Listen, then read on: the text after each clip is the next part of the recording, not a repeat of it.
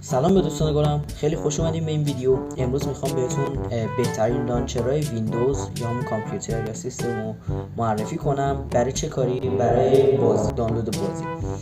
و بهتون توضیح بدم که فرق لانچر با سایت هایی مثل یاس دانلود چیه که مثلا بازی میذارن. بدون هیچ مطلبی بریم سراغ ویدیو. خب دوستان، بیایم وارد مانیتور بشیم و شروع کنیم. خب اول لانچر گیم باتو رو میریم سرچ میکنیم. این لانچر گیم باتو هستش که از طریق سایت هستش و همچنین لانچر گیم باتو رو باید دانلودش کنیم. سایت بعد گیم آپ هستش. گیم آپ یکی از بهترین سایت هایی هستش که برای یکی از بهترین لانچرهای یعنی هستش که برای بازی استفاده میشه و همچنین برای گوشی هم هست که دقت کنید رو بازی ها. یه ما که ویندوز هست و یک ما که اندروید تو این لانچر. سرور آنلاین این بازی فوق العاده و بازی انیمه برای اتاقخانه عزیز هستش. خب دوستان، لانچر دیگه این نمونده.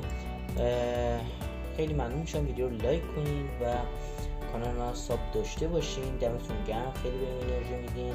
خیلی متشکرم ازتون. تا ویدیو بعد، خدا نگهدار.